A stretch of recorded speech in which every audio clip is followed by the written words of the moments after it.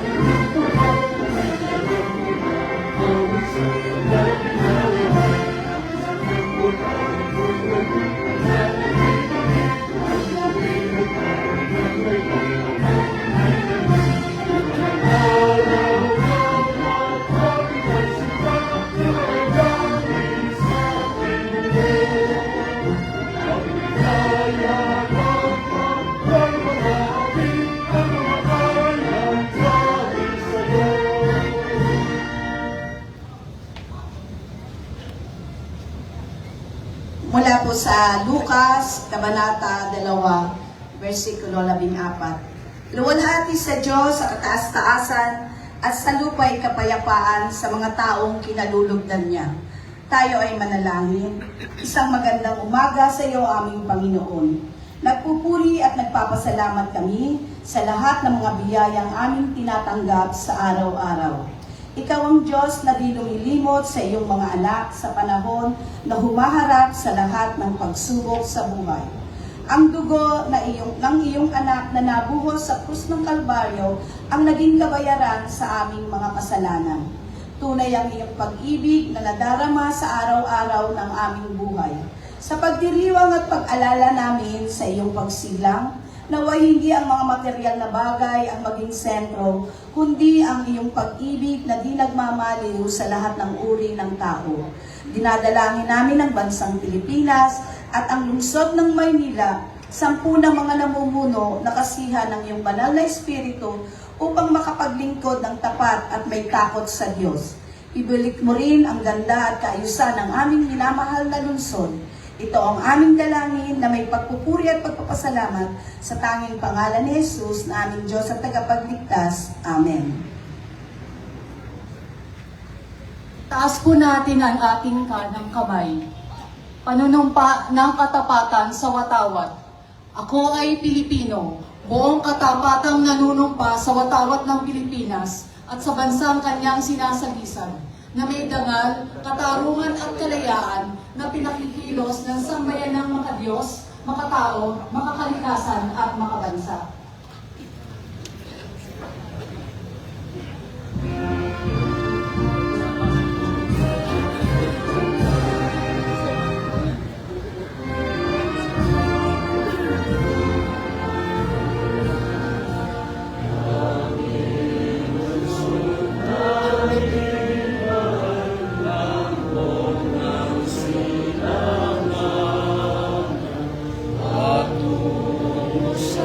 Sa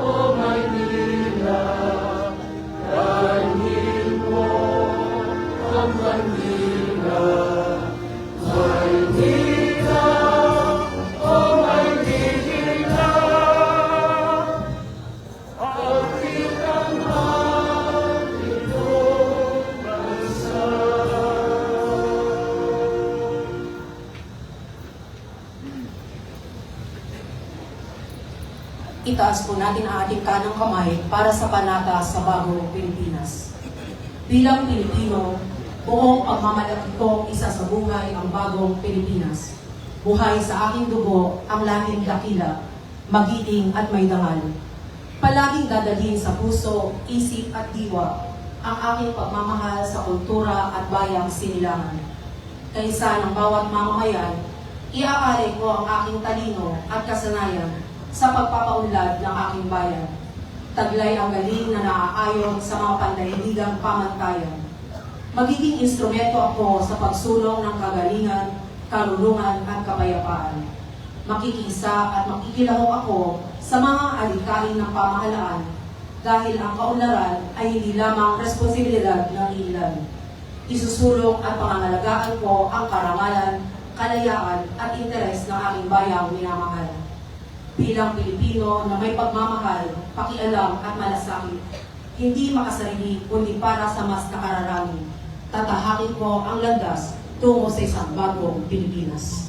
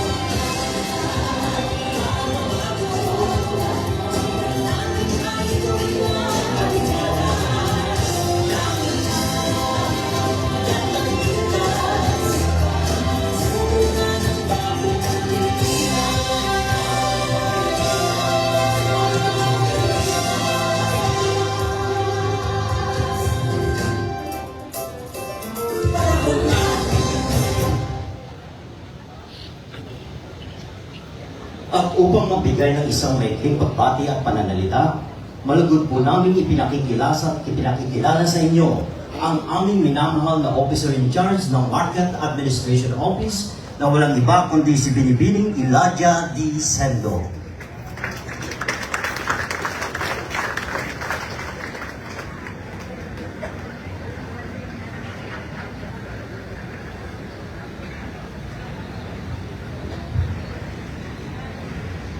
Sa ating pong kagalang-galang na alkalde, Francisco Escomoreno, sa ating pong Vice Mayor, Angela Lane Chinsa. Honorable members of the City Council, department heads, mga kapwa ko kawan, isang mapagpalang umaga po sa ating lahat. Ang aming pong tanggapan ng Market Administration Office ang siyang mga hasiwa sa lahat ng mga pampubliko, privado, joint venture at mga talipapa sa Luzon ng Manila. Simula po sa aming pagkaupo, nito lamang July, naging isang malaking hamon po sa amin ang pangasiwa ng tanggapan ito dahil sa maraming suliranin na aming kinaharap. Subalit, nais kong kunin ang pagkakataon ito upang pasalamatan ang lahat ng mga ahensyang tumulong sa amin upang aming napangasiwaan ang kalinisan, kaayusan at proteksyon ng mga mamimili. Ito po ay tulad ng City Administrator's Office, Department of Public Services, Department of Engineering and Public Works, VIB, MDRRMO, City Treasurer's Office, Bureau of Permits, City Accountant's Office. Maraming salamat po sa inyo lahat. Gayon din po ang aking pasasalamat sa mga empleyado, officers and masters ng Market Administration Office na patuloy na tumutupad sa kanilang mga tungkulin. Hindi lamang dahil sa ito ay kanilang mandato, subalit higit sa lahat. Sila po ay naniniwala sa direksyon na nais namin tahakin at iyon ay alinsunyo sa adhikain ng ating mahal na alkalde. And that is to make Manila great again. Ilan po sa highlights ng aming accomplishments. Ang collection target po namin from July to December this year ay umabot na po ng 61% as compared sa 31% collection from January to June. Ang weights and measure section ay nag-exceed na po sa kanilang target na 114% as of this day. Sa joint venture markets naman po, dahil na rin sa aming pangungulit at katulong ng City Treasurers and Bureau of Permits, sila po ay nakapagtala ng 106% target.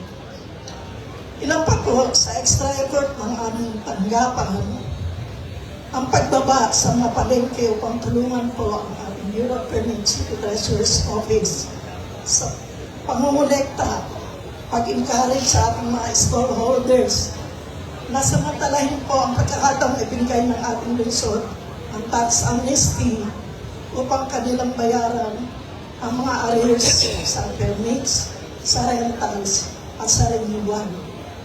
Ito po ay nagresulta sa karagdagan 494 stallholders na nagbayad ng permit and arrears sa rental. Bukod po dito, kami bumababa, hinihikayat ang mga may-ari administrator ng mga private markets and talipapa upang kumuha ng prangkisa o dili kaya ay mag-renew nito. At nagagalap po akong iulat sa inyo that just recently, ang Pagbe Market nakapag-apply na po, nabigyan ng ordinansa at ngayon po ay magbabayad ng franchise fee. Mayroon pa po tayong hinihintay ng mga tatlong in process na renewal ng franchise. Hopefully, by January, matapos na po yun.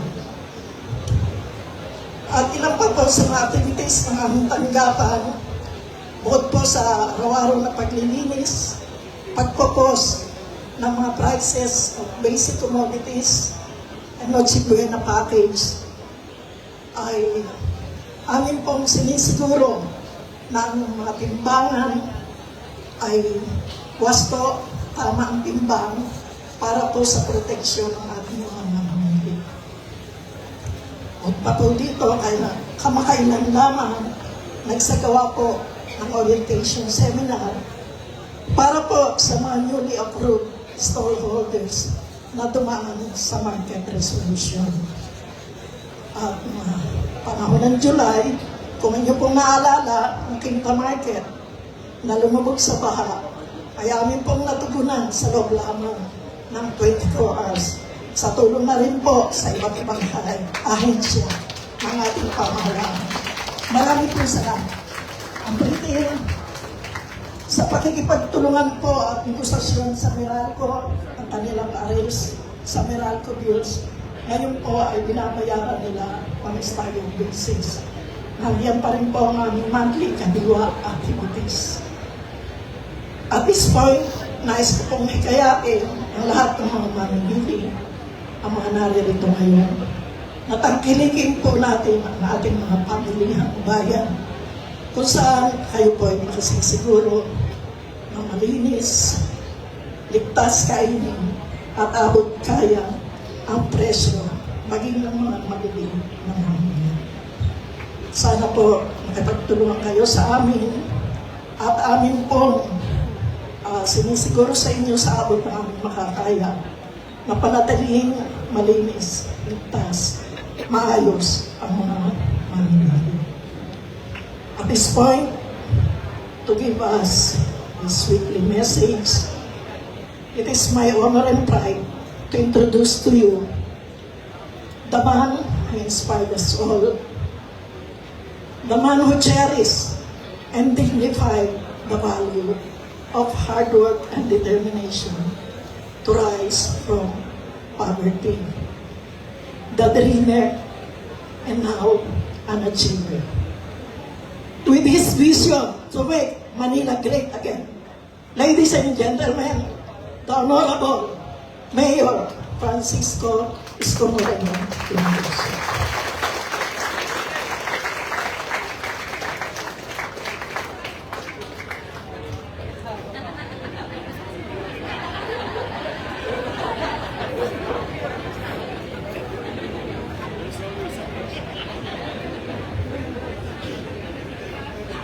Makpakan nyo naman si Director.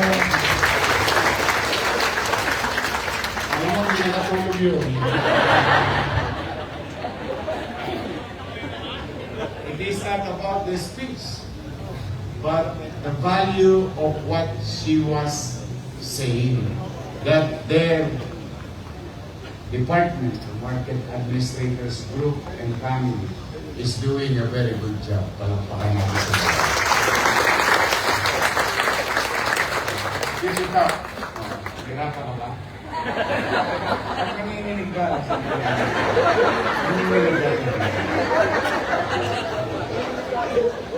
Good morning! Good morning! Masasayin mo. I'm really happy.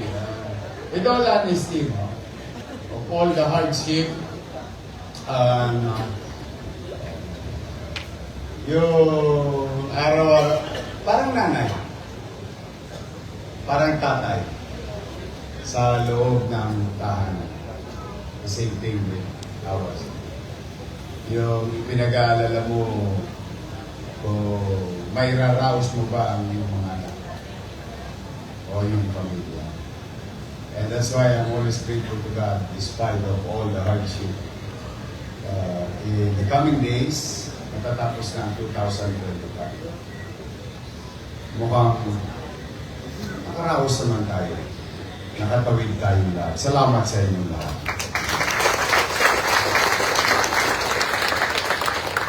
At yung gusto ko lang bigyan ng extra pasalamat na Saturday, yung mga taga-CPO.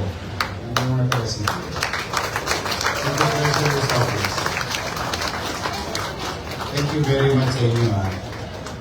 There is this long overdue for our co-workers the height of pandemic who did not receive their lawful and rightful pay. And it's been sleeping there for the past 3 years. I'm just happy that Paul gave me a letter last September. And next is the memorandum of agreement with DOH. And immediately I sign it, then I process it. At awa ng Diyos, our City Treasurer's Office opted to voluntarily come on a Saturday just to give 844 individuals. Out of that 700 plus, hindi makapaniwala, pumunta yung iba dyan alas 7, alas 8 pa lang tapos na sila. Akala nila maghapon yung bigayan. Kaya tapakan natin mga tumulong. Yung tuloy Heya. Heya. I'm really happy for them. At nataon din, masalamat sa taxpayer. Wala their kids. So, we move on. We're gonna face another year. New challenges for us. And hopefully, we continue to earn the trust and confidence of our people, especially the taxpayer and the business sector. We will aim another level of target among each other, among respective offices and department. But for now, I just want you to finish whatever spending there. Kami naman, hindi kami titigil hanggat hindi nyo nakukuha yung bagay na dapat sa inyo kung paperworks lang. In fact, thanks to Secretary Sarval, and I went there Saturday and continue to sign things para ma-ATV na. Ano na lang yung ATV Auto deposit ba tawag doon? Debit. Yun. Basta we'll make sure as we have committed to you, we will do that through the help of our City Treasurer's Office and employees. So for the meantime, I think wala na tayong flag ceremony next Monday, 29, tiklop na lamesa. Kung mag-ingat kayo, huwag kayo magpapaputok ha. Gusto ko, balik nyo sa 2026, buo ang mga daliri ninyo. Mahirap na.